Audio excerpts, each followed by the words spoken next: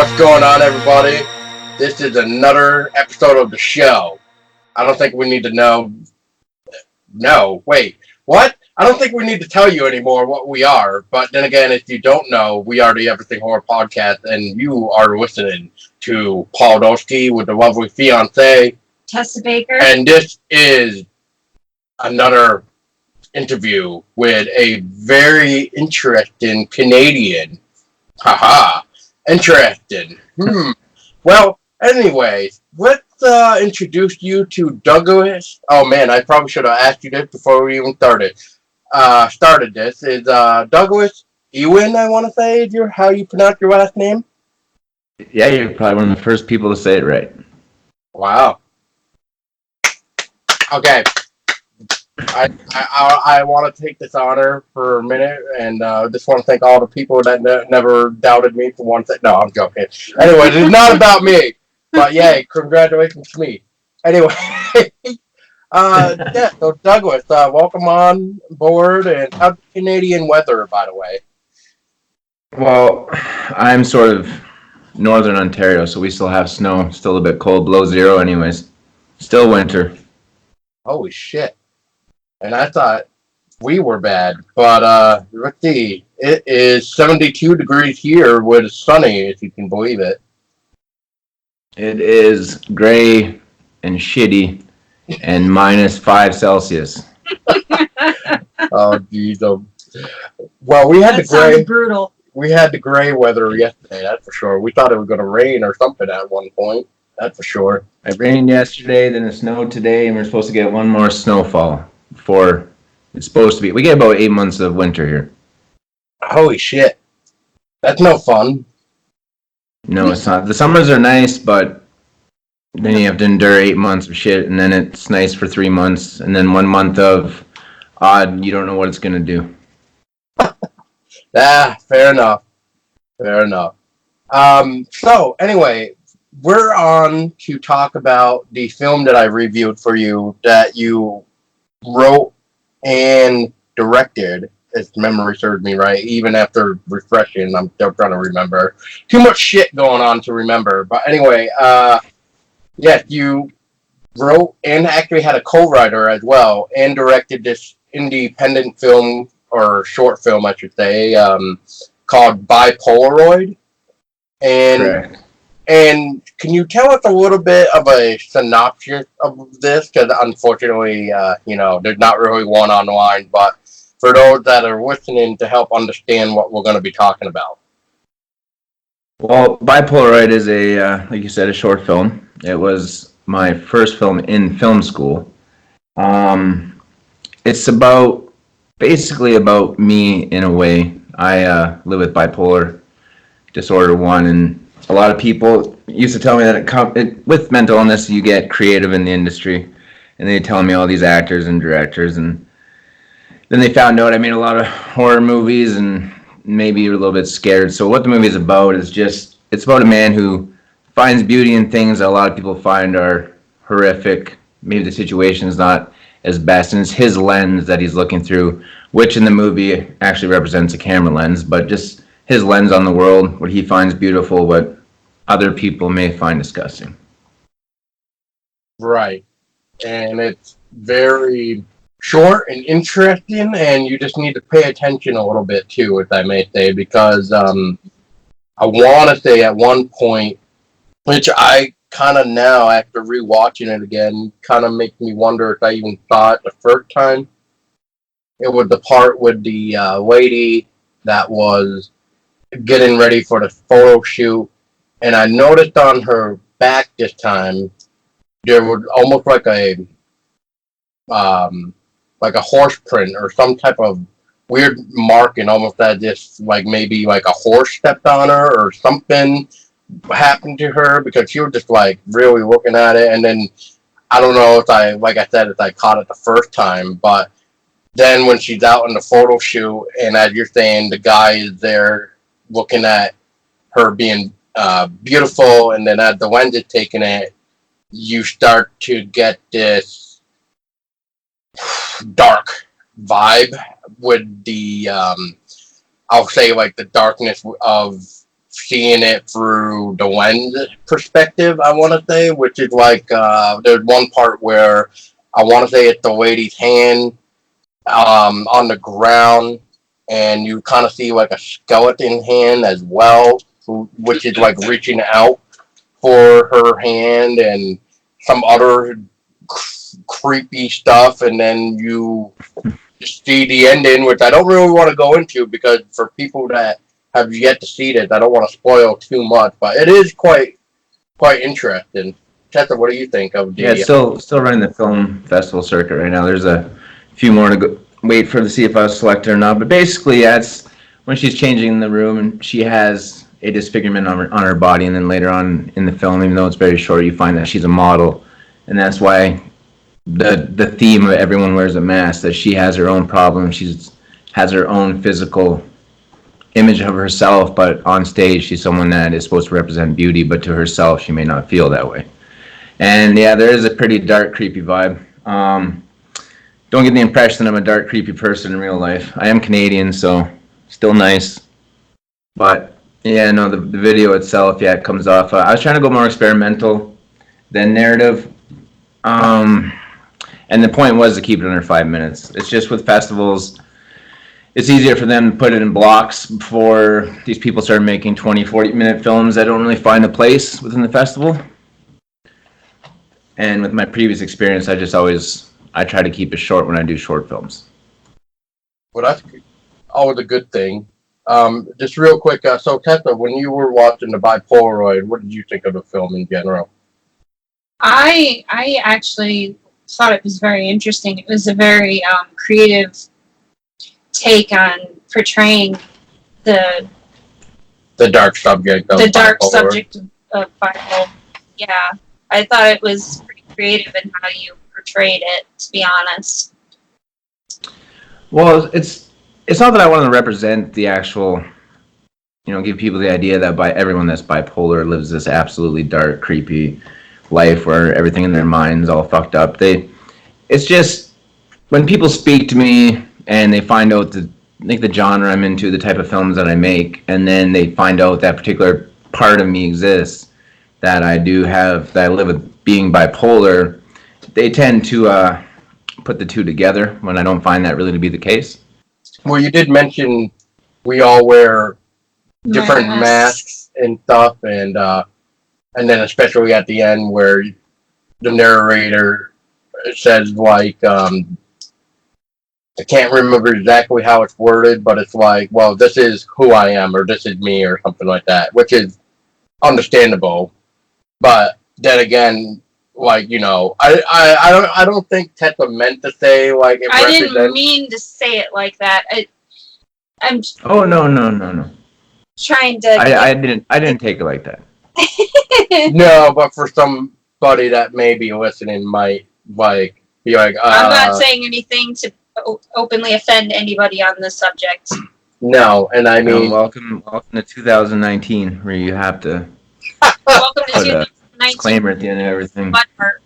where It's just at the end of it, what it's pretty much saying is that I don't make these films because I'm bipolar. This is actually who I am. This is what I like. This is what I create, and this is the genre I chose to explore. Nice, yeah. And I mean, I know a couple people in my lifetime that I definitely knew that had bipolar, and I mean, kind of like with the way your short film portrayed it, with the whole the medicine and shit. The narration mentioned like three things, and I forgot to write them down. The what was it? Sanity, depression, and something else, I think. Mm-hmm. Illness and disorder.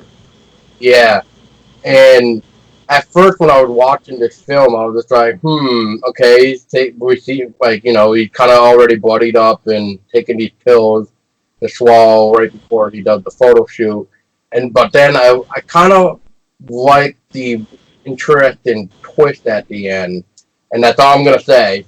And it was definitely an interesting twist. Oh yeah, it was a good little twist for the 4 minute and I believe 10-second video.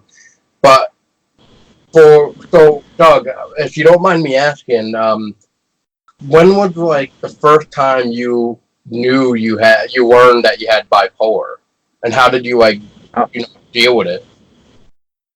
I was quite young. I mean, so I was 15 in what, 2000. So about 98, it wasn't really a thing that they diagnosed correctly right away. So for the first little while, it was just issues with, maybe being too excited or ADHD or things of that nature. And then eventually I was diagnosed around 17, 18. And I mean, it was hard at first because you have to experiment a lot of medication to get yourself balanced out. But it's not really anything to be scared of. A lot of people do live normal lives being bipolar. I know a lot of people actually have crippling bipolar. I mean, mania is not an easy thing to deal with, and now there's depression, so I'm not by any means making it sound like it's a breeze. But no, I have found I have a really good support system. My parents were always great. I never had it, like, when I was on my own at times, it was hard when I was getting older and living on my own, but no, growing up, my parents were always there for me and helping me and made sure they're always around and they understood and they kind of already knew that I was a different kind of person. And the biggest part was explaining to people there's a difference between being an asshole and being bipolar because a lot of people, I'm sarcastic, I have kind of a dark sense of humor, and I would say things and people would be like, oh, that's crazy. And I'd be like, well, I mean, that's not anything to do with my mental illness. I'm just really sometimes an asshole. So I'd have to explain that to people at first because once people find that aspect about you, they tend to easily judge or they think they know who you are right away. Yeah, they So that try. was probably the hardest. But other than that, I mean, ups and downs. Yeah, I mean, it sounds like they were judging the book by its cover way too early. Really, I didn't know if you heard me say that, but I mean, it's. I always find it fascinating with how once somebody knows that they have bipolar, and so many different people have different ways of what's the word I want to say, like I guess cope with it, like how to not make it so bad and where it's under control and it's not always exploding. I guess I want to say. I mean, there's times where I even think I have like a small bipolar thing within me. A lot of people even thought I did, and I have yet to even know if I even do. But I mean, there's days where I don't know, it's just me just being annoyed or what. But next thing I know, I'm like snapping at everybody, and then I'm right back to being normal, and it's just like, I don't know what this is all about, but maybe I'm just, I don't know, um, like I said, too annoyed with what's going on. But Yeah, I'm not a particularly easy person to work with, so a lot of people try and tiptoe around that as well. Not that I get angry or snap, but I don't know. I expect a certain amount of creative perfection when I'm doing things where other people may not share the same view as me. I don't know. I don't find like living like just how your wife there was saying how you shouldn't want to offend anyone. That's the problem with me in 2019. It's being bipolar and being who I am, maybe not having the best filter. It's a little bit hard to live like that at times, but I get by. I that, seem to be the not the outcast by no means, but I don't know. I have a different view on a lot of things than a lot of people. Like I remember I was explaining to someone with text messaging the other day when LOL actually meant laughing out loud, and now you actually have to put it at the end of a sentence just so they don't take what you're saying that seriously because you're always scared that you're going to offend someone. So basically, every message I send has LOL at the end, and people just thought I was always laughing when really I was just putting that as like a little disclaimer, like don't be offended by this, but really I do mean this. So it's things like that that I get judged on, but other than that, no, it comes and goes. I mean, I allow people to judge. I allow people to do what they want. It doesn't really affect me anymore. At first, I was kind of sensitive about it, but now I just do me and let them do them. And if it gets in the way, then that's about it. I've never really had any problems on set or working with people where that actually interfered. I'm able to pull myself away if I know something's happening and I got to take a break for a while. So it doesn't interfere with work. It doesn't interfere with movies. So as long as I keep it under control, I get by pretty good. Yeah, you brought up a old story that happened with me one time where this person didn't know if I was trying to be a jokester or serious because of the way I said it and then how I didn't laugh afterwards or anything. Like his response was like, I don't know if you're being serious or if or that was a joke. And then my response was just like, take it the way you want. Like, kind of like, Yeah, well, that's basically how I fly by through life. People will stare at me for a bit, and even with my girlfriend, my family too, they can't tell what's like. Are you being serious right now, or and that's what I try and explain to people. Like, there's a difference between being an asshole and being bipolar. Like, yeah, there are times where I'll say something sarcastic or rude, and they're like, "Are you being serious?" Well, that's kind of joking, but now I'm with you. I'm at the point where it's like, take it how you want it. I mean, yeah, everything's so sensitive nowadays. It's hard to really say anything without offending people. yeah. I don't really like the generation that we became, or generation that we're going into, I guess, per se, since we're a lot older than some of these people who started the, oh my god, this is too offensive, blah, blah, blah. And, yeah, I don't know. I mean, I guess I just don't care if I offend somebody or not, unfortunately, but that's just at the movie puts it, that's just who I am. So yeah, in this case, that's like what you said too, Doug. Yeah, I was having an interesting conversation with someone earlier that even as early as 5 years ago, you were able to touch on subjects like there was a lot of movies that revolved around sex and violence and like almost like desire versus terror, where a man and a woman, you know, maybe he would be a little bit forceful, but maybe she'd be playful, and now it's not that I'm saying you know, no means yes or anything like that. But that was a topic that was able to be said about 5 years ago in a lot of movies, and now it's just don't bring that up. And in a lot of my new films and a lot of stuff that I've been working on, it's kind of along the lines of the dark side of people. My next one actually wasn't really I would say, a horror film. It was more of a nightmarish drama that's going to be released, and it's still a short film.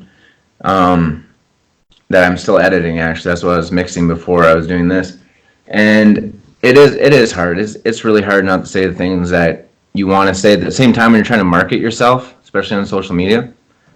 And I don't know. Yeah, you're right. You just have to be yourself and go along. Try not to say anything too offensive, but at the same time, 2019, they're trying to find a villain and they can't because every time they find one, they just end up destroying them and ruining their career. So I have no problem being that next person. I'll be right there with you. So how long did it take you and your co-writer to write your short film Bi-Polaroid? Well, Frank Wabi, he is a fellow film student. I'm a mature student, and it's actually an interesting story how I even started school. But he went to the Canadian Film Institute, and he went to, I believe, oh Christ, I don't remember, but he's I wrote the film. Now, unfortunately, being bipolar, as now I'm pretty calm, but when I get on with talking or I get into something that heats me up, I will tend to just continue to talk. So when I write like I talk. And at times when you're reading a script, it's supposed to be more direction, almost like technical, it's like a map to a movie. So I'd write this piece and then I'd give it to Frank, and Frank would fix it up and give it what it needs, and that's how we kind of developed this relationship. He helped me on the next one, and he's going to help me on the feature that we're doing. And he more of a co-writer and the guy that says this is probably just a little too much right here. So let's tone this down a bit. But no, he keeps me in check. And I probably had that written months before I even started school, and then I just touched up a bit. I tend to always be writing, so I always have something. And like I said, Frank fixes it up. He's a very talented writer, actually. So yeah, no, he actually is an buddy action comedy guy. So when he reads my stuff, he always like he'll read it, and then by the end he goes, and there's Doug. And especially in the last one too, he thought it was a drama, and then once we went to the end of my original script, he was like, "Oh my god, you can't. No, let's change that up." So he had to fix it up for me a bit, and yeah, it just keeps me in check. I don't have a hard time writing. I just tend to put my all into it, which is nice because I do the same thing when I'm on set. But at the same time, handing your script over to your DP or going through a shot list, and you already have all these visuals in mind, and then your DP and your producer, everyone's looking at the script, and they're thinking like, this is just craziness on paper. And I tend to write a lot with pen and paper. I don't use a computer right away. So then I also start writing these Illuminati maps where this goes here and this goes there, and triangles and squares when you have to do. Other people just are confused, and the next thing you know, Frank is able to put it together in words. So he's a very big asset to my team, that's for sure. Now, real quick, Doug, is what actually got you into the horror genre? Well, okay, so my brother is 10 years older than I am. So a lot of my childhood, I wouldn't say he tortured me, but I mean, he made sure that I was seeing a lot of adult content when I was really young. So I remember he was watching Friday the 13th, and I was watching and thinking, like, this isn't really scary. This is just kind of, interesting. I'm trying to figure out who the killer is, trying to go all this. And then you find out, and then the ending comes where he pops out of the water and absolutely scared the shit out of me. And then we started watching, like, Evil Dead. We started getting that. I'm about, 6, 7 years old. And then he introduced me to RoboCop, and which is still to this day probably my favorite movie. Probably my favorite. I mean, who directed it there? What's his name? Paul Verhoeven? There you go, Paul Verhoeven. I followed him for a long time in his career, and one of my favorite directors is Canadian. He's probably my favorite, David Cronenberg.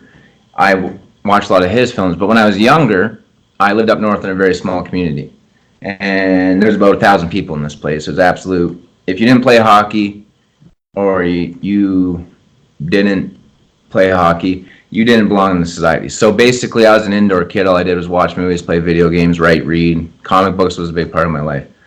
And then I met this friend of mine. He's about 3 years older than I was. His name is Michael Welniak. Goes by Stosh. And then he, at a young age, which was odd, he was more into like the Lynchian, Kubrick kind of style of movies. And we still watched a lot of like Clive Barker and Lord of Illusions came out. We were all into that kind of shit. But he introduced me to that, and I found that to be more horrific than I did the slasher films of the 80s. I mean, to me, those were just fun. Like, I'd just like come home, hope to God my brother was watching something where there's a bunch of killing in it. My parents were very, liberal, I guess. They weren't like not give a shit parents, but they definitely were like, you know what, like, we don't think you're going to grow up to be a hockey mask wielding serial killer, so we'll allow you to watch this type parents. So those movies were fun to me, whereas I'd watch like Lost Highway, or I'd watch Dead Ringers, or things of that nature, and I'd be like, holy shit, like, these movies are allowed to be made. Like, there are people that are allowed to make this kind of crazy ass stuff that people don't get, but when you really think about it, this is terrifying. So that's what really opened my mind. I owe a lot to him, actually. Stosh there, he's the one who probably was my main influence in film, let alone the horror genre. He introduced me to everything. I think his family was a little more wealthier than mine, so I think he bought, 20 movies a week that we just sit there and watch every single weekend. So that was my introduction. It was from my older brother with the Friday the 13th, Evil Dead. And then when I moved to the city, I had a friend who was absolutely obsessed with Nightmare on Elm Street. And he actually had one of those 6-foot Freddy Krueger life-size, I don't want to say doll, but it was robotics. When you walk by it, it'd say no running in the hallways, just like the movie. So I mean, my whole life, every time I meet someone, they're always in the same things that I was, and I just kept going with it. And yeah, I really enjoy it. Now I'm more into like character studies, like Taxi Driver. I'm just recently like The House that Jack Built, stuff like that, like more art piece, horror, experimental things like that. I mean, I would love to make a slasher flick. I dream of doing that one day. I love making sure that someone dies in every one of my movies, or I don't have fun. That's a good way to look at it. Tessa actually had a really funny story when it comes to traumatizing a person. Traumatizing my little sister.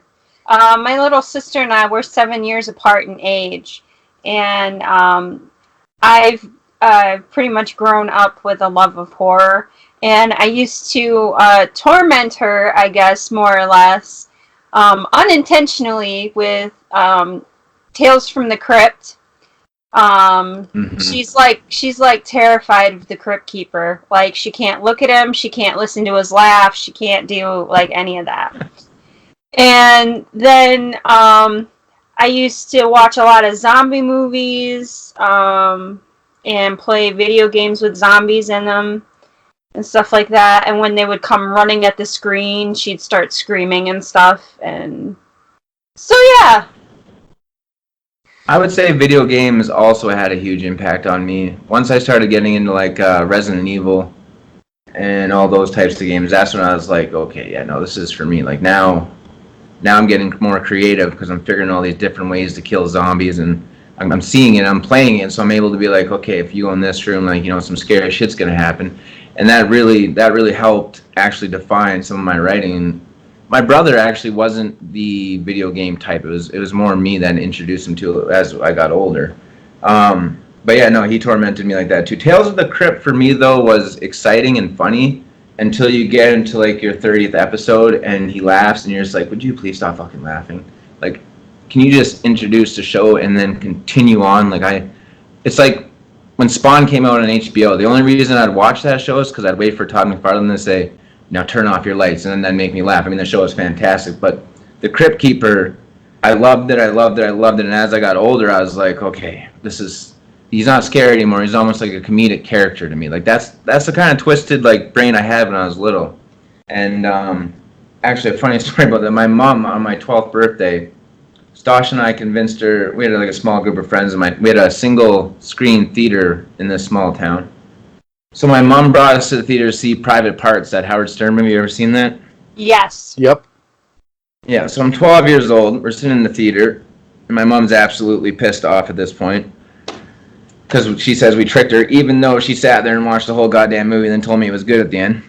And then we brought her to the video store, and she said, okay, now you guys can rent a movie. So we rented Natural Born Killers, and we're 12 years old. We all watched this movie, and to me, it was nothing. It was more of this was just a great film. I never really saw fear in films like that. I always saw, like, this is a really good outlet for it's not a good outlet to be like, I want to go murder people, but I mean, it's a good outlet to be like, there's different sides to life. Not everything is rainbows and flowers. Sometimes, there are some evil people out there, and I don't know, it never scared me. I don't consider myself an evil person, but, sometimes you got to think like an evil person to write like I do, so it's not something I'm too scared of. My brother tried his best. I mean, he used to jump around corners and wear masks and shit like that. But I mean, that was more just, like I said, exciting to me. I was never really one of the cringe at anything that was scary. Right. Yeah, I mean, I'm trying to think. My first horror game that I can remember ever playing was Resident Evil 2. And then I just fell in love with the horror genre on video games. My introduction to horror movies was Bram Stoker's Dracula at the age of like 7 or 8 for me, and yeah, I mean, I just been a big fan ever since. I tend to watch horror more than any other genre, but then again, I'm very picky on every genre anyway. I normally stick to horror, comedy, and maybe some action, but not a whole lot. Yeah, my girlfriend tends to stick to comedy, and actually what I do find horrifying about that is I have to hear a lot of Sandra Bullock quotes, which absolutely scared the shit out of me. But last night I showed her Tucker and Dale versus Evil, and how absolutely disgusting the violence is in that movie, but how funny it is at the same time. So I mean, I'm picky with movies too when it comes to certain genres, and I don't know. Sometimes I like to throw on Hobo with a Shotgun, or sometimes I like to watch, Halloween and have a good time. And then there's times where I really want to get right into that dark side where you show someone a film and after they're done watching it, they maybe not speak to you again or just look at you like you might have to speak to somebody if this is the kind of shit you're watching in your spare time. But I mean, it's not. This genre is not for everybody. Oh no. But a lot of interesting film that will probably make people want to vomit or whatever is like the film from Unearthed Films. If you ever heard of them, they make some very disturbing, disgusting films. Well, And go ahead. it's like the first time I saw Hostel when that came out. I was in the city, so I must have been about 16, 17. Maybe a little bit older. And I remember thinking like, okay, now we're back to like, getting into that torture, disgusting, actual physical gore that we didn't really get a lot in the 90s. 90s were absolutely, the birth of like independent, like Tarantino and Boyle and all them. And even though Boyle went on to make 20 Days Later, which I absolutely love. But then we got back into that stuff in the early 2000s, and I was like, hey, it's finally going back. And nowadays, like you watch the Serbian film, and you watch it, and everyone's like, oh my god, this is absolutely terrible. And then there's the director's cut, and then there's an unrated cut, and there's an absolute nuts, completely wide open cut. And it's like these movies that were just completely able to watch in 2005 nowadays are banned, or you can't find them, or you have to order special editions, or they're made by small independent companies. And it's just not in the vein like it used to be, where big production houses or even mid-side, or they're like, how they would have like Searchlight, or they'd have a smaller sister or brother company. They would make these like terrifying gory films, and now you just find them really in the independent circuit. You can't really find them produced on like a mass scale, which is nice, because the independent directors and stuff, they're the ones that are really keeping it alive. So I can appreciate that. Yeah, I mean, I guess I forget how long ago it really was, but I know it's probably been like maybe 4 or 5 years. But we started to see that switch from physical media to digital stuff. And with the digital world now, we got like the streaming services, whether it be movies like Netflix or like Spotify for music or whatever. And you know we get the idea that that the cost of production is going up, but it also feels like for people like myself who would rather hold the box art and actually hold a copy of it, it just seems like it may be, I don't know the right word right now, but I guess maybe in the next maybe 10 years we may not see that much physical media anymore when it comes to really anything, whether it be books, music, or movies. So it's just kind of, I don't know, it's just kind of sad, I guess, because there's a couple movies that I really enjoy, and I can't even get a physical copy. And everybody knows with like a digital copy, yeah, it's nice and whatever, but whoever owned the digital copies of it at any point in time can take it down and completely screw you over unless you somehow manage to keep it, whether it being on your computer or find a way to download it. I don't know. I mean, I'm not trying to say like download illegally, but I'm saying like I know some sites allow you to download like the file itself. Yeah, like when you're talking about iTunes, and like a lot of people don't read those disclaimers that basically you don't own any of the content. So you're right, if they do end up taking it down, you lose all your shit, which is annoying. And also the other part about that too is it depends on the production house. Like I remember buying season passes to TV shows and not getting my show the next day and wondering like what the hell's going on. And then I'd call them and I'd be like, it's been 4 or 5 days. Like, and they say, well, Warner Brothers decided not to give it to us yet. And I was like, well, I paid $50 for this so I can have this thing. And they're like, well, you don't own it. So basically you just have to wait. And yeah, no, with digital content nowadays, it's, yeah, you're right. If you don't own a physical copy of this stuff, it could be something that's gone in a decade. The thing about that is, it's like everything too. Like I grew up in a time where, I don't know if you're a wrestling fan, but I grew up in a time where wrestling had like the greats, in my opinion, like, The Rock and Stone Cold Steve Austin, stuff like that. It's just like the horror genre. When you have those like Wes Craven and the body horror of David Cronenberg, and you have all these giant directors that are making these things. Even Spielberg doing Jaws, like giving a 27-year-old Jewish guy, $20 million and tell him to go make a movie, and that's what he comes back with. It's like you had those masters making these movies, so whenever they'd release them, you'd go see them because you knew you're going to have the shit scared out of you.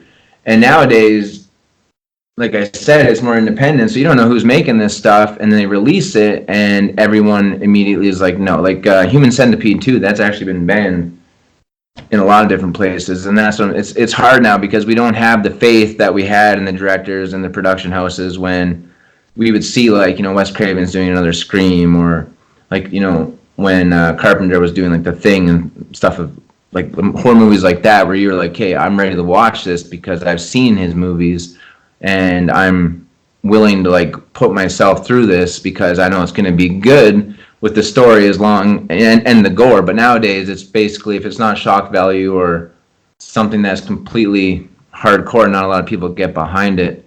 And with the digital content, yeah, I know it's now that we're not back into the VHS, DVD, not even really the Blu-ray era anymore. It's just, yeah, if you don't have a physical copy of all that old stuff, they just keep ripping it down, and it's almost like we're digressing in time. It's like it was one point where, like, books I read nowadays, like, Catcher in the Rye was banned, and nowadays it's taught in school, right? It's going to take another, I don't know, probably 20 years till it picks up big.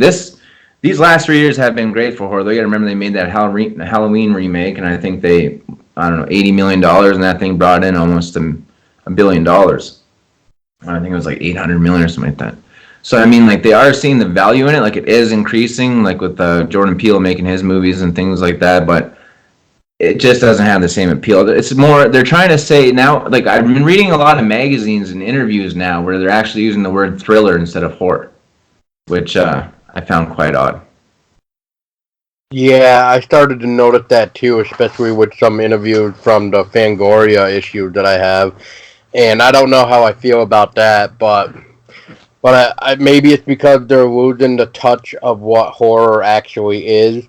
I mean, I forget who it was. I think it was actually my fiance and I. We were talking with, I think, a friend of ours, and we were mentioning how it seems like the U.S. has become so soft when it comes to making horror films that we need to rely on like the foreign countries just to get our originality per se, because they're like, I mean, anything Japan is gonna be goddamn scary because they pull it off really well.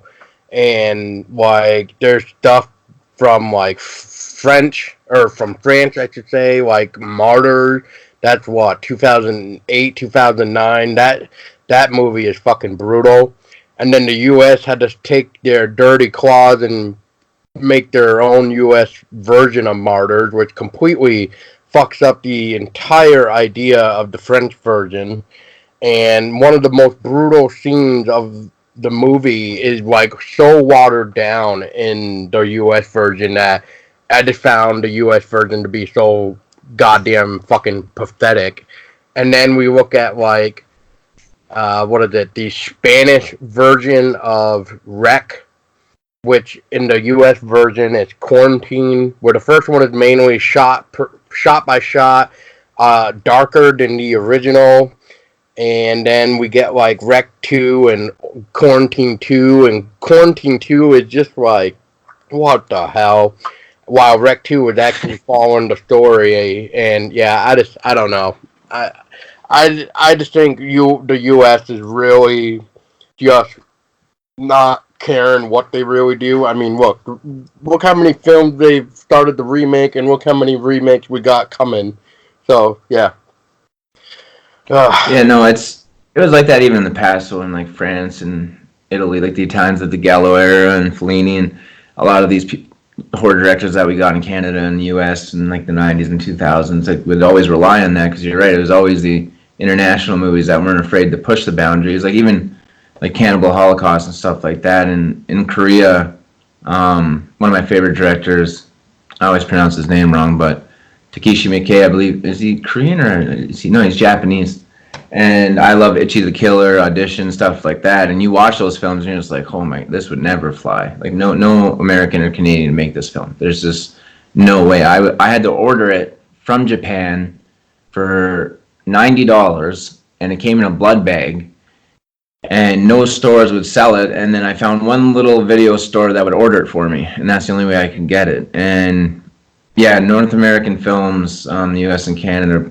Well, Quebec's always fucked up in Canada, but we still have a little. You have to find an audience. It's like Terrifier. Have you seen that?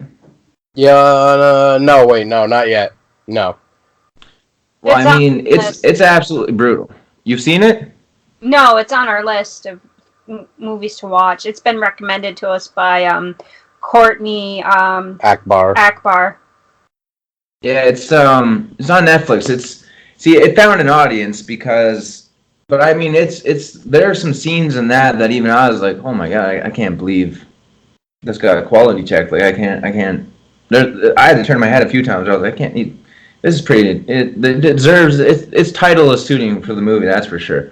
And one of the festivals I got into is actually in my hometown of London, Ontario, in Canada, down south, and Damien Leon's going to be there, and so is David Howard Thornton. He plays Art the Clown. They're actually going to have him in his just plain form, and they're going to show us all the special effects makeup until they make him Art the Clown and show us how to do special effects and things of that nature. But that movie was absolutely a movie that was released in I think it was last year, that I watched, and I was like, holy shit, like this is outrageous. I can't believe that the reviews on it are fantastic. And that's when I started realizing, there's still an audience for this stuff. You can think outside the box and make films as long as you can find an audience. And the United States and Canada, they just unfortunately found their audience in that PG-13 thriller area, not quite that rated R gory shit that everyone actually really wants. And I don't know why they did that. You're right, all these remakes, you watch them and they're just so toned down. And it's not even just toned down in the gore, it's like the story. It's just, you're just like, this is like watching like the B version or the shitty version of something I used to like, and now I don't even like the original now, and thanks for fucking that up. And yeah, no, I do rely heavily on older movies or international movies nowadays to actually get even somewhere close to being like, okay, this is scary, instead of just having those pop-up scares like The Nun or things like that. That's funny that you mentioned the ratings of films, because to answer that question about the whole why they kind of started to do the PG-13, it's kind of simple. It's because why would you want to make a rated R film, right? Just for 17 and up, but I don't know how it works in Canada, so I don't know if it's the same as the US or not, but you can clarify with me after. But I know with rated R here, it's like 17 and up. PG-13 is like 13 and up, sometimes with a parental guardian if needed or whatever, kind of like with rated R. But the idea is, well, why would you want to go see a rated R film if you're like 13 years old, where you need to get your parents' permission? But now with PG-13, if you're 13 years old, now you can just go and not have to worry about permission. So it's one of those cash grabs to trying to reach more of an audience rather than just one specific age group. Yeah, no, that's exactly what it is. It's easier. You throw in $50 million into a movie, you're not going to get it back that's rated R. Like, the fact that Halloween did that was because it had a following. But that's why these rated R movies nowadays are being made for $2 million, $5 million. I mean, the Soska sisters are remaking Cronenberg's Rabid, and I think they got $50 million for that, and that right there is a huge gamble alone. In Canada, actually, the funny thing about that is in the early 2000s, we sort of had the same rating system as the United States. Now it's a lot lighter. What you guys find rated R will probably get a 14A rating on it. Something that's rated R in Canada that's 18 plus, it has to have certain content, not necessarily gore, but maybe like a child getting hurt or sexual assault, things of that nature. But in Canada, it's a lot more lenient when it comes to ratings. I remember when I don't know when the first Kill Bill came out, 2000, 2001. I was 18 because I was born in April, and my high school girlfriend was born in December, so she's still 17. And we went with a group of friends, and we all got carded, and we were all allowed in except for her, and I had to miss the movie. And I was super pissed off about that. That was like the point where I was like, do I dump this girl right here in the movie line and go see Kill Bill that I really want to see, or, keep this girl? But in Canada, the rating system is completely different. Like I just rented The Outsiders today, and it had an 18 plus Canadian rating on it. I was like, I don't remember this movie being that bad, that it had to have an 18 plus rating on it. Like Taxi Driver itself, it's an 18 plus in Canada too. I just rented those movies today. I haven't seen them in a while. But no, like The Matrix in the United States is rated R, is it not? I remember when it came out it was rated R, but when it came out here it was, I think now it's PG. Like the shit they show on TV now, it used to be stuff I used to get carded for if I had to go watch it in the movie theater in Canada anyways. Canada's pretty lenient on its movie ratings. Actually looking, see if I can look up right now for The Matrix. I want to say that was rated R. I believe at one point it was the highest grossing rated R movie, and then it was 300. And then I think we're back to Halloween now. I have no idea what or Passion of the Christ would be the highest grossing rated R movie, and then right after that would be Deadpool, I think. But I could see. Yeah, no, I believe The Matrix came out as rated R, but now it's basically to today's standards like PG, PG-13. Yeah. God, I'm not seeing the rating, which is weird. Oh, there it is. Here we go. I had to go on Amazon to look for it. Yeah, The Matrix is rated R. Yeah, I remember that. I remember when it came out, it was rated R. Yeah, and then what was Matrix Reloaded? That was also rated R. And then wasn't there one more Matrix? We got The Matrix. Yeah, there was what was it? Reloaded, and then I don't remember what the last Matrix was. I remember I didn't like it. I can tell you that much. Revolution. There it is. Revolution. I would say, yeah. They kind of rushed those last two there. I think they took one movie and split it into two, and I don't really think they knew what they were doing with it. Yeah, not my favorite movie anyway. Yeah, yep. So all the Matrix were definitely rated R, just to throw it out there, yeah. So, but another thing we noticed with movies, or at least I have, I don't know about you, but there's some now where, because of that whole political correctness bullshit came in, where they ended up like having to go back and re-edit Star Wars and make it political correct. So yeah, it's ridiculous. Yeah, like Who Shot First, and I remember when that happened. That was there are no worse fans on this planet than Star Wars fans. They bitch about everything. Yep. And I mean for great reason. I mean it's a large franchise. I understand. I mean it's one of the biggest influences in film of all time. I understand that much, but holy, like I thought I stick to like the horror community, and I listen, like I've seen people be like, oh, that movie's a piece of shit, or this isn't good, or you're stupid for liking this. But those Star Wars fans, they will literally try and eat each other. That is a different beast on its own. Oh yeah, I don't know who's worse, Star Wars or Star Trek fans. Oh, I know. It's crazy. It's almost like they would start a war on their own. If they ever all got together and like if the Star Wars fans were able to organize an army and then the Star Trek fans were able to organize an army, there'd be absolute chaos on this planet. Pretty soon they're gonna ban hashtag Star Wars. Pretty much. Pretty much. And then I know with the latest Disney film, nobody's really too impressed lately.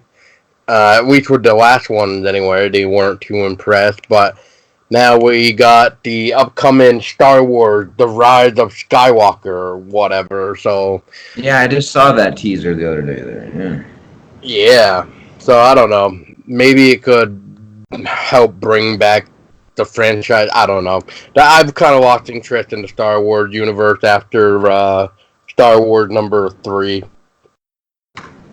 Well, that's the weird thing about me is I going back to Stosh, he was a mega Star Wars fan. He had all the toys, which him and I were making movies when we were 8 years old. The first one, his parents bought him the first digital camera, and we were able to make stop motion movies, all the Star Wars figures. And I came from like a DC background. Like I like even now as like a horror fan who makes horror movies. Like I have like a Batman sleeve on my arm, and I grew up on Batman and all that entire Gotham City shit, and he grew up on Star Wars. So I mean, we had very different views.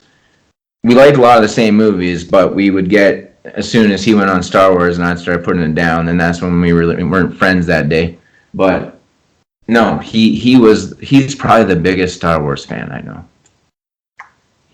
Huge Star Wars fan. I don't like, and the thing about the last one too is they got Rian Johnson. I don't know if you're familiar with him, but he's directed some of my favorite movies, and the fact that they were pissed off that that's the director they got, I was like, gee, there's no pleasing you people. There's no pleasing Star Wars fans. No matter what you do, they get everything they want. It's like, no, not good enough. I should have wrote that movie. And it's like, who the hell are you to say something like that? It's like when you watch that new Halloween movie and people are like, oh, I didn't stay true to the original. It's like, well, I mean, that was like, Christ, 30 years ago. What do you mean didn't stay true? It's completely different movie now. Like those Marvel movies, when people complain that it wasn't the same story as a comic book. It's just, with theater movies now, it's just blockbusters. It's all action, and that's what sells. And pretty soon we're going to see the fall of huge Cineplex and giant theaters like that, where back in the day you were able to go to a theater and you watch The Exorcist or The Shining, and that would be the greatest movie you've seen that year. And nowadays, if it doesn't have Iron Man in it, no one's really paying to go see it, right? That's the hardest thing about being in the horror genre.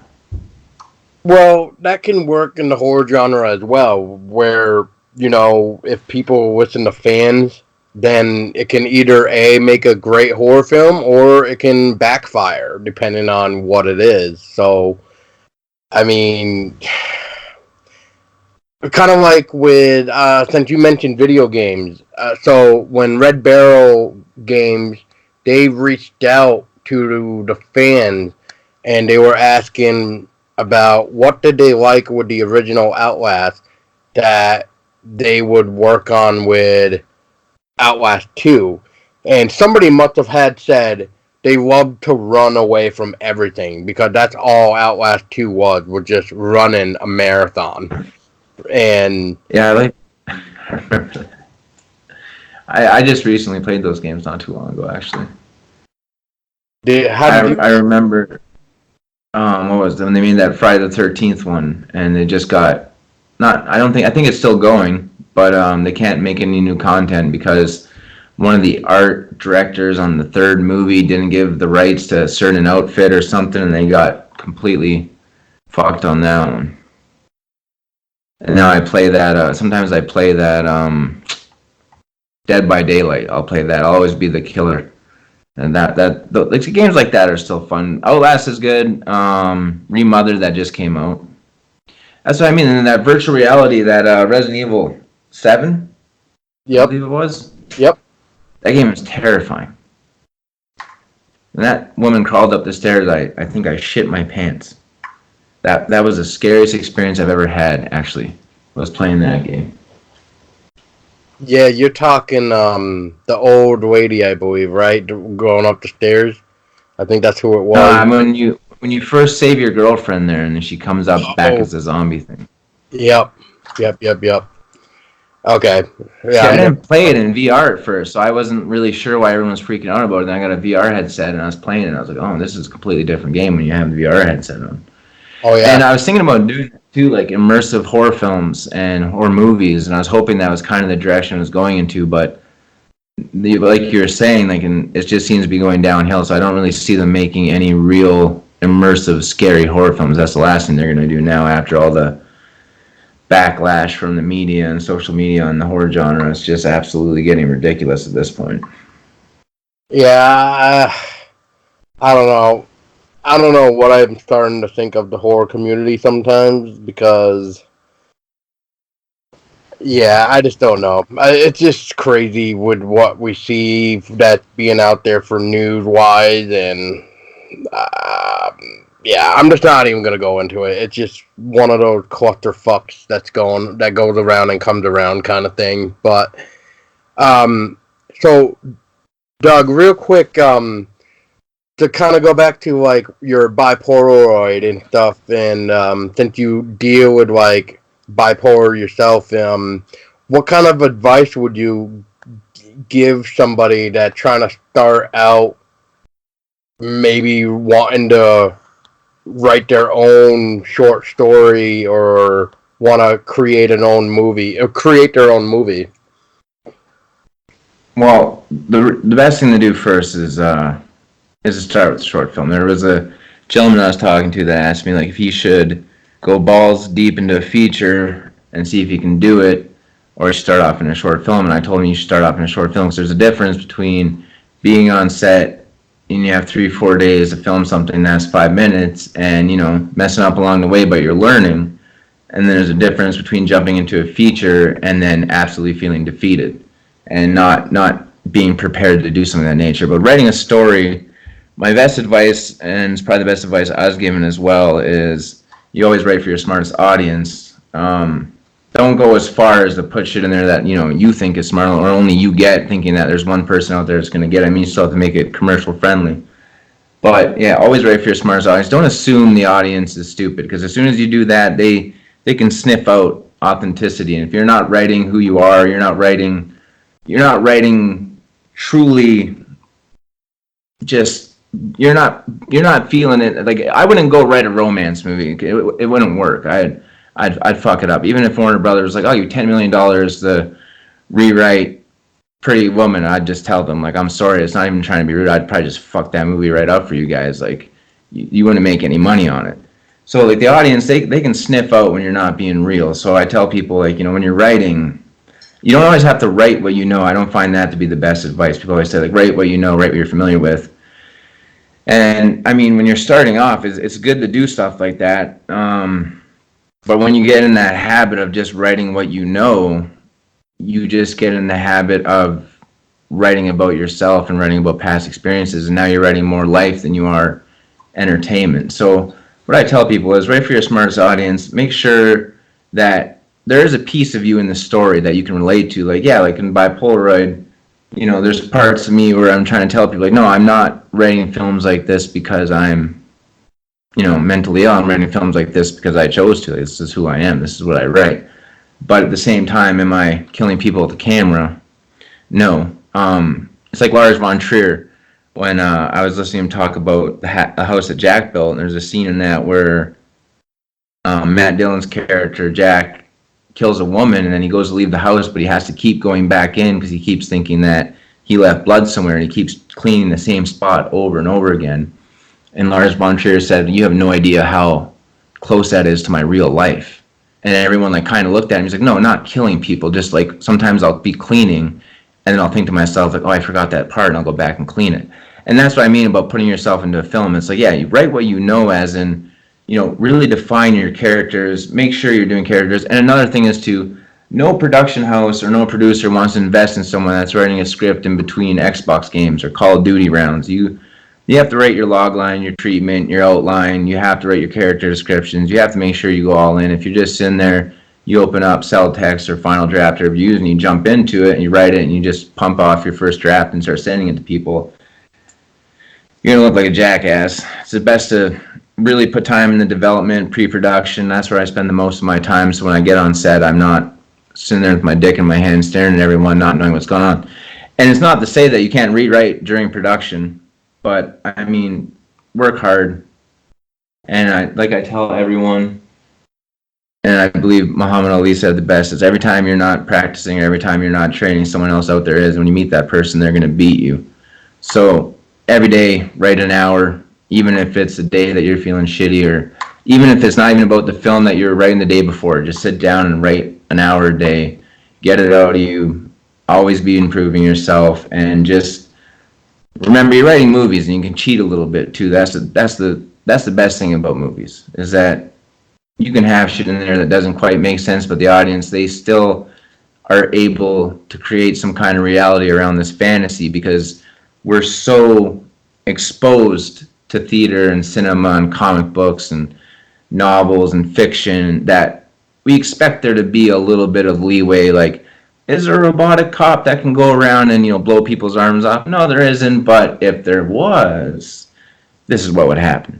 So, I mean, think outside the box, be yourself, write what you know to a certain extent. I mean, if you're going to go write a film on, brain surgery, and you just don't look it up and you just happen to start making shit up, you're probably not going to do a good job. But the best advice is write for your smartest audience. Don't think the audience is stupid. As soon as you do that, they'll turn on you pretty quick. Oh yeah. The fan can definitely tell when you're trying to portray something toward the audience, trying to make us look stupid. We're gonna definitely point that out. And even if you're, like you just said, like writing something about brain surgery and you're just guessing on how it works rather than researching it, oh yeah, we're gonna know.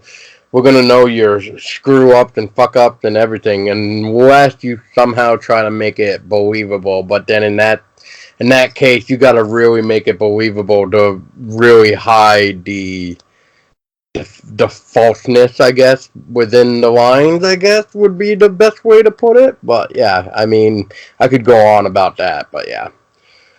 No, the hardest thing too for writers and even novelists is just actually putting your work out there. It takes a lot of balls to do something like that, a lot of guts to make a piece and put it out there, because there's, no matter what, it's not 100% everyone's on your side. Like, the people that love you and support you, you got that, but there are going to be a group of people out there, they're going to come after you, and you just got to be prepared for it. And a lot of people fear that.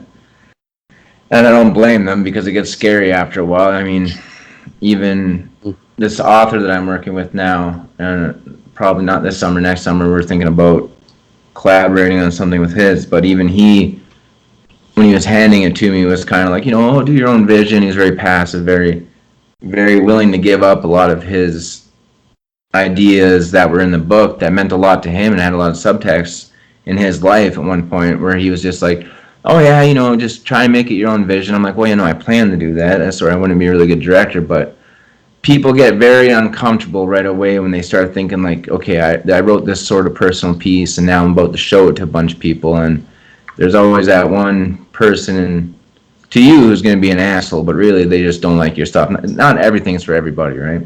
But yeah, just putting your stuff out there too. If you write it, like you said, your first one's not going to be your best one. Your first one should always, though, this is another good piece of advice. The first thing, when you start getting out of shorts, you start getting out of the habit of just writing for the sake of writing, and you actually go to do a project, is always work your first project as your passion project. If I meet a producer, a director, and they have 4 or 5 movies under their belt, and they're talking to me like they're big, and then you find out now one of them was their passion project, just so happened they bumped into this person and they wanted to make a film about toilet seats, so they did, and then this person bumped into him and they wanted to make a film about scary dolls, so they did. I started thinking like, okay, well, there's a difference between being an artist and just being a person that's in it, not even just for the money, just for the sake of being able to do it. So yeah, try and always make your first project your passion project, or you'll end up being really pissed off with life. Like David Fincher when he made Alien 3. Like, it wasn't the best Alien, but Fox really micromanaged him to the point where he quit film. He went back to making music videos, and luckily we got him back where he wouldn't have Zodiac and Fight Club, Panic Room. So, I mean, it's very defeating when you put yourself out there and a lot of people shit on you, but that's just unfortunately how the business works, right? So it takes a lot of guts to do something like that. And my best advice is just go ahead and swing for the fences, because not everyone's gonna like you. Yep, that is true. So Doug, where can people view Bi-Polaroid. Bi-Polaroid? Currently nowhere. It's still in the film festival circuit. So I was official selection in first time filmmaker. Why I got that was because I'm a film student, and Shock Stock. It will be in London, Ontario, April 26th. They're gonna have a live viewing of that. It's nowhere online. A lot of festivals that I applied for, you can't have any public viewing. A lot of people do that too. There's another piece of advice. You make a film, don't go upload it to YouTube unless you expect just to have it on YouTube, right? When a festival won't take it if they already know that a million people have seen it. Right now, it's basically just the people I've sent it to for review. I've done a couple of podcasts. I've done a couple of Q&As, things of that nature. Like I said, I have a lot of other material that I still haven't even released yet.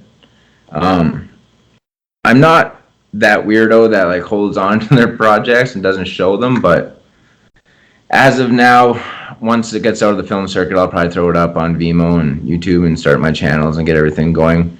Like I said, I was right before I did this, I was audio mixing my last film that I just got done about, I think we filmed it at the end of February, and I'm still editing that. And this summer we're going to shoot a feature. It's going to be the first feature we're going to shoot. And I don't know, I keep my art really close. I'm one of those people that if it doesn't turn out the way I want it, like I'd feel completely comfortable just trashing it.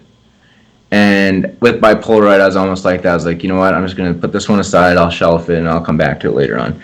And one of my film teachers, like I said, I'm a mature student, not trying to date myself, but they work with me, and they're like, listen, like, just no one else is making this shit as a film student, so go ahead and like put it out. Just it's not the best that you can do, but just go ahead and put it out for now. And that's why I tell people to start off in shorts, because you start being able to get your own feel and vibe, and then people start to know who you are and enjoy your films. But as of now, there's just going to be a few in the UK, Pinewood Studio. I'm competing with a few there to see if it's going to be viewed there. Down at Shock Stock in London, Ontario, will be viewed on the 26th. And then hopefully Deep Cut Film Festival in Kitchener. More Type B, Type C film festivals. But until all the live screenings are done, then I'll release it online. I have another question. I'm kind of curious. What are your top 3 favorite horror movies and why? Oof. I think about that all the time. I always know I'm going to be asked that, and I'm like, okay, they're going to ask. Every time I do a podcast or dinner, they're always going to ask me what my favorite horror movies are, and I think to myself, okay, recently, and I don't know if you define this as a horror movie, and he is quickly becoming one of my favorite directors, is Yorgos. Let me get his last name here. So I probably can't even pronounce his last name. He's Greek, but was Killing of a Sacred Deer. Yorgos Lanthimos. That movie was absolutely terrifying, but it was played out so deadpan drama that it didn't really get the recognition it should have got. That was my film where I was like, yeah, this is what I expect the path for horror to go in. So I'd go with Killing of a Sacred Deer. Would be my most recent modern favorite horror film. I would define it in that genre. My favorites, definitely Cronenberg's movies. I would have to go with Rabid, the original Rabid. I'm a huge Cronenberg fan. And then I'd have to go with my absolute favorite horror movie. That's a hard question. That's like there's so many good ones. I'll go Killing of a Sacred Deer, Rabid, and then at the very front runner of that, the one I probably watched the most would be, I wouldn't even call it a horror movie. I was going to say Videodrome, but maybe Shivers. I like Shivers because it was so independent, and I like the story around. That's also a Cronenberg film from the 70s, made in Canada. So Shivers, Rabid, and Killing of a Sacred Deer would be probably the top 3 that I'd suggest people to watch nowadays, for sure. Wow. I like those choices. I haven't seen I them. have a very different taste, yeah. Yeah, they're definitely different, but I mean, very good choices. I was surprised Rabbit went into it. So wow, haven't heard that title in forever. Um, No, I know. I'm really excited to see the remake. Actually, the Soska sisters and I had a little social media social media battle there for a bit until I was really disappointed that they were remaking that movie. There's just certain directors. Like, I'm not one of those fans who are like, oh, you can't remake Evil Dead. I mean, you can, but it's just the original will never die, right? Like, it's like you can remake that movie 1,000 times. It doesn't matter. Nothing will beat the original. But when you start remaking like Lynch films or Cronenberg films or like Kubrick films, when that shit starts happening, that's when you're like, oh, okay, you don't remake pieces of art. It's like no one's gonna repaint the Mona Lisa. Just leave that alone for a while. That's when it starts pissing me off. So yeah, we exchanged words there for a bit, and they're Canadian as well. That's and usually I'm a huge supporter of Canadian cinema, even though no one really gets anywhere with it. But I'm a huge supporter of Canadian cinema, and I was still really upset to hear that. And but yeah, Rabid's still probably one of my top favorites. I watch that a lot. one can I've recently seen a Canadian film called Darken, and then there's an older film from Canada that I watched. I forget how. I was given the DVD. I don't know how this person even got a copy of it, but it was called UKM, which stood for Ultimate Killing Machine. I don't know if you ever heard of that. Yeah, yeah. Yeah, I wouldn't know how someone did get a copy of that. I don't know, but I actually still have the DVD copy of the Ultimate Killing Machine in my DVD collection. So that was really interesting of their take of, if I remember the movie right, the like Ultimate Soldier, almost like the that one Yeah. movie. God damn it! Now I just forgot the name of it. Now, shit. What is it called? Like Ultimate Soldier, the one with Goldberg in it, and I he's think what? so. Oh, was it Universal Soldier? Yes, With Van Damme? yes, yeah. I really hate that guy or whatever with Yeah. Goldberg. That was so funny. The good old days. Yeah. But Well, yeah, Dark and you just yeah, watch that. yeah, Darkin. That That was a was a crazy really good movie. one. That was a Uh, really crazy movie. oh yeah, the practical effect is probably like a really well done one too. And shit, I don't think that was Canada. Fuck, I'm gonna have to look up. Darkin? No, not that one. The one I know Darkin is, but there's another one I'm trying to think of, and I don't remember if it's Canadian or not. It's called The Void. Mm-hmm. Oh, you know what? That's so funny you just said that. I was just waiting for you to stop talking to not not you to bother me. I was just waiting to mention that because that was actually filmed where I live currently. Yep. Yeah, that's Yeah. kind of cool. And the thing, I have a funny story about that actually. There's some film students. So what happens? I live in a really small community. I think it's about 70,000 people. Um, just right across from Michigan, actually. Like you can literally throw a stone to Sault Ste. Marie, Michigan, and I live in Sault Ste. Marie, Ontario. So there's a lot of abandoned buildings here, and one of them was a hospital, and then there was a school. So the Void came here, and they got the abandoned hospital, and eventually they lost that location, so they went to the school. But they didn't tell anyone it was a monster movie.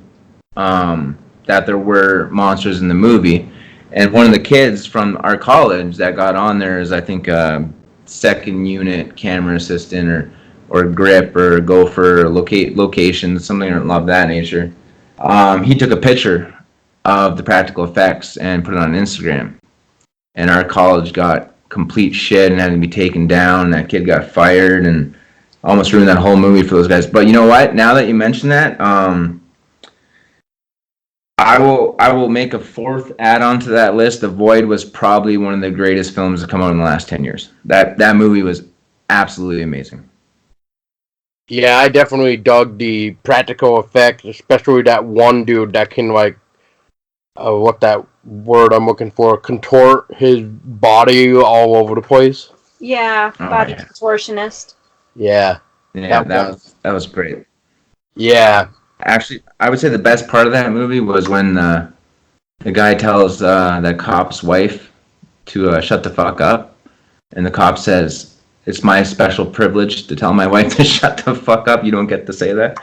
And I was just like, even during a crisis, that guy's like, "That's my special privilege." They're about to walk into a room and shoot monsters with a shotgun, and they still have time to lip each other off. It's writing like that the horror genre is really missing. That used to be good zingers back in the day. Yeah. Oh man, there's a lot we could really say about The Void, but at first, when I first saw The Void, I didn't really care for it, but I think that's because I was part deaf. So at the time, I'm like, I gotta use subtitles sometimes, and unfortunately, we didn't have the option to have subtitles. Now we do. So we even tried watching it with subtitles, and something about it for like the second time around, I just could not get into the story, even though I loved the music, the practical effects, and everything about it. But then I eventually just gave in and bought the Blu-ray because I was just like, even though I may seem to hate on it, I still like the movie because it's really well done. It really is. Have you seen Beyond the Gates?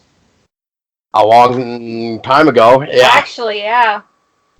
Yeah, it's like The Well Void done. and Beyond the Gates. They really brought back that '80s neon horror type of vision that we haven't seen for a long time. So they really brought back the nostalgic feeling of watching a horror movie, like say Reanimator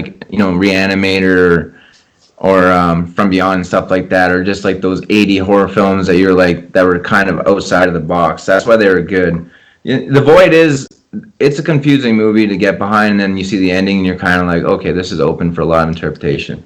But even Beyond the Gates with the VHS games, I used to play those when I was a kid, right? So I mean, I really resonated with that film too. But they really had that color palette and those storylines, and yeah, no, those movies were good also because I think a lot of viewers may have not liked them, but they're like, this reminds me of a time where I actually used to enjoy movies. So yeah, that's why I like The Void. That's the practical effects alone were pretty incredible. Right, right. Well, Doug, I don't want to keep beating the interview even more, but is there anything that we haven't mentioned that you would like to mention about either Bi-Polaroid or anything at all? Um, well, with Bi-Polaroid, it opened a lot of gates for me. A lot of doors, I guess you can say. I really, I didn't think I was gonna get away with it in school. Um, and once I did, I realized, okay, well, I can push it a little bit further. So this next one we're doing this summer here, that we're gonna try and shoot the whole feature over the summer, it's going to be something a little bit more along the lines of a character study, but a lot more. Now I know that I can get away with a little bit of if you show it to them in the proper way. And I know the first time around it wasn't exactly how I wanted, but if you show the audience in a certain way something that they wouldn't want to see probably in real life, mind you, like a murder or something like that, you can get away with a lot. So this taught me kind of how to dance around the fact that you can trick people into enjoying something that actually really isn't enjoying, that they actually don't fulfill any kind of happiness in their life. They're still like, even my mom was like, "Oh, that was really nice," and I was like, "That's bullshit," but I'll take the compliment.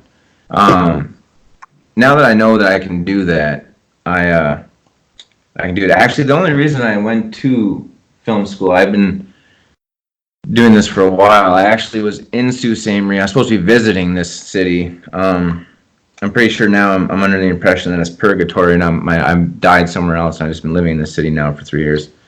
I actually was walking to work. I worked the night shift, and I was hit by a truck, and I was down for a while, so I had to find something else to do. So I was like, you know what? I'll go to film school. And like I said, now that it's 2019 and I'm in film school, I'm like, you know what? I'm going to be that person that I'm going to start off really slow, but then I'm going to be that person that's not afraid to, I'm not going to start doing like a James Gunn thing and making cancer jokes or anything like that, but I'm going to be that person that tries to make people see the shit they don't want to see anymore, but still suggest it to their friends to go view it. Like you guys being told to go watch Terrifier. It's like, wait till you see that movie, you're going to be like, oh my, Jesus. Someone actually. There's some scenes in that you haven't seen anything like that for 20 years. I'll tell you that much right now. And that's what I plan on doing. So I went really soft on the first one there, and now I'm starting to think like I'm getting the idea of how not to trick the audience, but to make them kind of on your side. Where I see where this guy's coming from. So that's probably a good thing that I learned from making that short film. Nice. Yeah, I can't wait. And just for, I guess just for the reference, have you actually seen the original film that Art the Clown was originally in before Terrifier? All Hallows Eve. Yep. Yeah, really familiar with all those. It's like James Wan making, they call it what, Saw .5 when he did the short film there, The Head Trap. And that's another thing too. It's good to make short films because, like Bi-Polaroid, that was meant to be a short piece. That was never something that I wanted to develop any longer than it was. It was just a short message, pretty much. There's a lot of people that were telling me like, "Oh no, you're fucked up because of this," and I was like, "You know what? Fuck you. I'm gonna prove it now." And then, but there are like films like that, like like Terrifier. You make this short piece that almost plays out like a scene, and you throw it out there, and once you get an audience behind it, then you start shopping it around. That's a really great way to break into features, just like Saw, Terrifier, and I know who else did that? Like Thunder Road recently just did that. That's a really good way to shop around too when you're writing a short film. So if you do have feature scripts that are kind of ridiculous and there's car explosions in them, or you're chopping off someone's head and you're sitting there with $10 in your pocket, use that $10 to make a scene out of that movie, and go and shop around with that. Don't make it like a preview. Make like a short out of it, and then go use it to shop with. That's a good way of getting attention for yourself. Definitely. Nice. Now, once again, Doug, thank you for your time. And for people that want to keep up to date with you, where can people find you or learn more about either the Bi-Polaroid or anything that is coming out from you? Well, I'm on all the major social media. Facebook, I think it's at Director Douglas Ewen. And my Twitter's Douglas Ewen. My Instagram is Douglas A. Ewen. Everything's by my name. I tend to post a lot of my work and where you can find it, a lot of my own stuff, along with a lot of usually violent movie clips. Usually right now social media. I was starting up working with a production company. We had it going, but then I was getting more work as a director than I was actually wanting to produce movies. So yeah, just basically all the major social media, you'll find me around. My next film will be complete and start circulating around April 23rd. It's called The Faults of Certainty. More of a nightmarish drama, like I said. And then this summer, we're going to try and get production going on The Devil is Tired of Rushing Me, which hopefully gets completed. So, like I said, every week, I try and keep people up to date and just post and let them know what's happening, and that's really about it. Like I said, I'm one of those people that like when you go and look up Quentin Tarantino stuff, if you're not finding interviews and stuff like that, he's not really pumping out a lot of advertising and stuff. It's not that I don't like it. It's just like with the hashtag horror being banned from Instagram and stuff like that, it really fucked a lot of people over too, right? So, I mean, I'm trying to use social media, but at the same time now it's just really a platform to let people follow me. So yeah, Facebook, Instagram, Twitter, you'll find me all over that. Awesome. Well, we'll definitely have to keep in touch, Doug, and looking forward to anything that really comes up from you too. And everybody that's listening, thank you so much for listening to this. Hopefully you learned a lot about Bi-Polaroid and learned a little bit more about Doug and everything else. And I mean, it's a pleasure to learn, and it's always hard to I guess it's always hard when you first trying to cope with bipolar until you understand how to control it. Just like Doug here, and he may not seem angry all the time, but deep down inside, he has a soul and a good heart, I believe. And I can't really say that 100%, but that's usually what I'm told. Yeah, people always say it's not like a tough guy act by no means. People always say like, yeah, you make all this scary stuff, but deep down, you're a big softy. Yeah, I mean But everybody. don't tell people that. Well, I'll try. Just everybody, what I just said, just don't. You did not hear that. I am telling you now to erase Plug it. your ears at the end of the podcast. Yeah, la la la la la. But until then, thank you guys so much for listening. I hope you enjoyed. And if you're looking forward for more of Douglas, we got links in the description of how to keep in touch. And as always, everybody, stay scary.